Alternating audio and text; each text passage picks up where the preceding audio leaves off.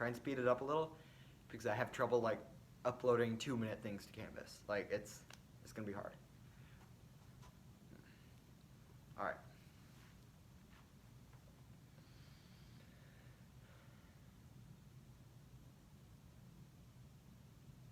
When my daughter came home from school with bruises on her arms and back, I set up an appointment with her principal. He said he couldn't imagine that Katie was having any problems with bullies. She was acclimating to junior high very well. So, after telling him to keep an eye out, I scheduled an appointment with her doctor. He ran some tests and he told me that it wasn't bruises. Katie had leukemia.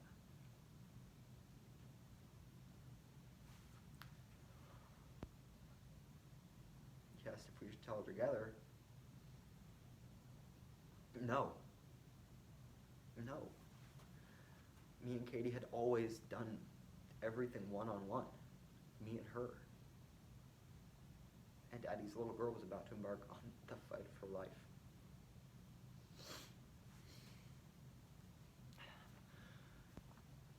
Katie had always been a daddy's girl, just by default. Her mother, as much as I loved her, was always busy on some news assignment. You know, she was an anchor. Now, this made me not only food supervisor, activities director, and special assignment counselor, but father, all in one. Whew, it was a job. And no matter how hard it was, it got awkward. There was no getting around it. I mean, she is a girl after all. Like, suddenly I'm thrown into bake sales. Daddy, can we cook something other than marshmallows? No, Katie, marshmallows are the only thing I can handle. Where are they? Or I'm critiquing ballet recitals. Dear, you were the best, the way you jumped and danced on your toes. Or last summer, it was shopping for a training bra. Oh, there's nothing worse than shopping for a training bra. What do you say? Dear, look at this one. It's so colorful. Or how about this one? It could provide support. Ugh. But no matter how hard the job was or how much time it took up, I could always love my Katie. There was never a time when I couldn't. So, treatments come, treatments go. Where they stop, nobody knows. Is it wrong that I'm rhyming? That I'm joking? God, I don't even know what to pray for. I mean, do I want it to stop? No, but stopping could mean remission. But it could also... So I pray for neither. Simply discussing them with Katie and then dismissing them when she starts to cry.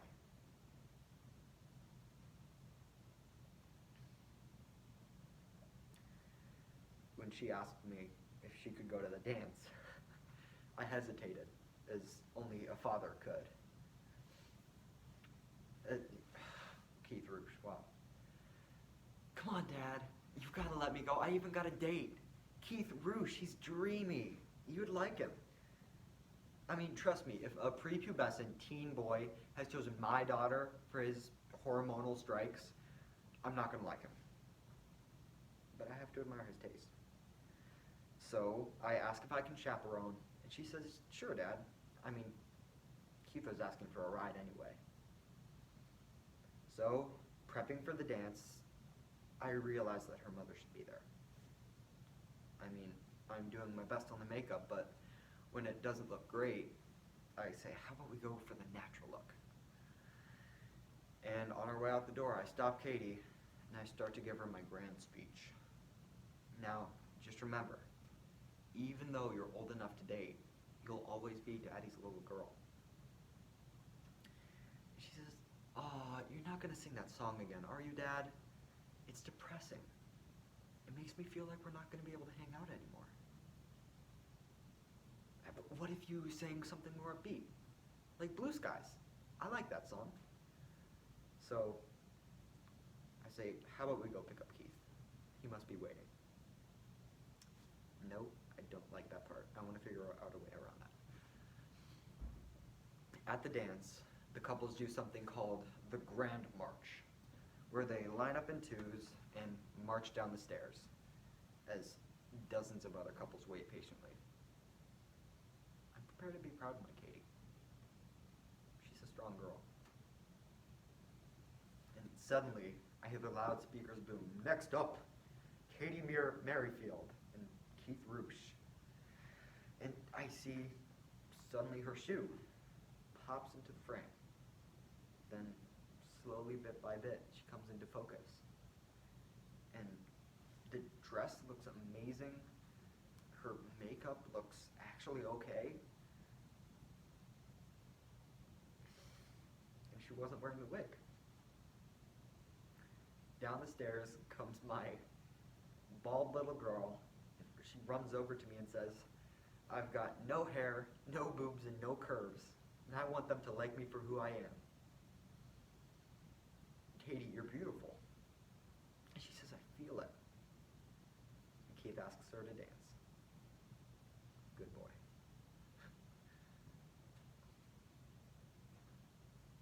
Treatments come, treatments go. Then hospital stays come.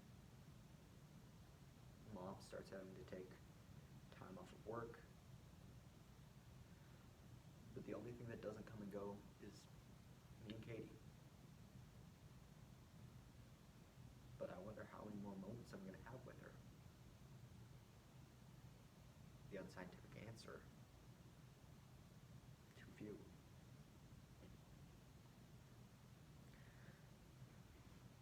So I greet her bright and early, 6:30 in the morning. "Good morning, Katie. Would you like string carrots or..." "Katie? Katie?" And the nurse informs me that my little girl slipped into a coma. "Katie? Damn it, no.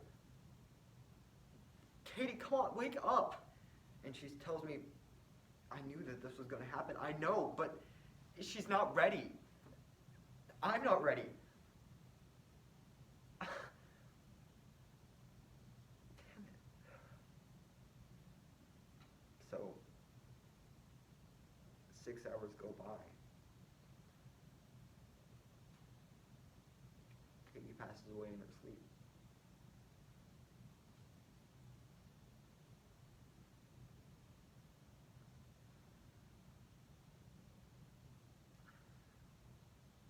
I don't know what to do. I mean, she was 3 weeks away from her sweet 16. On her birthday, I stumble into her room, a place I haven't been in a long time. I see her 4-H ribbons, her hat from Disney World, her wig. And then I see something that I haven't seen before. My journal, addressed to me. I open it and it says, my girl's handwriting. "Dear Dad." Okay. "Dear Dad, if you're reading this and I'm not gone yet, close it, you nosy butt. But if I'm still here, but if I'm gone, keep reading. Dear Dad, I love you, and I love my best friend more." That's you too, by the way.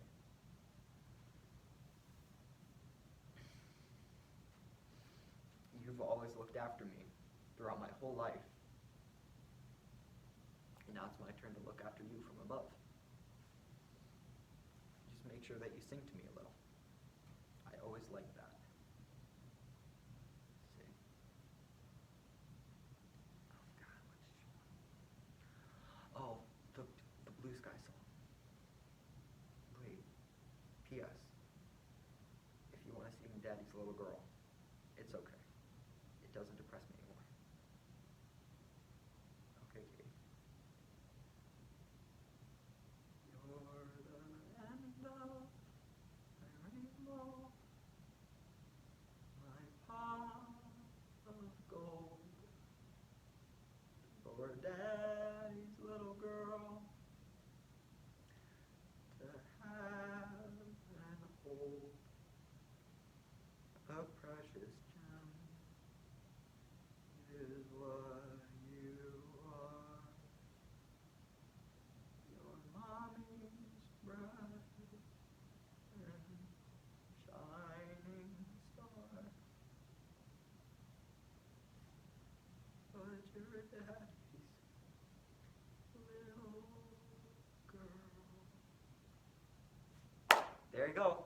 Oh gosh, 11 minutes.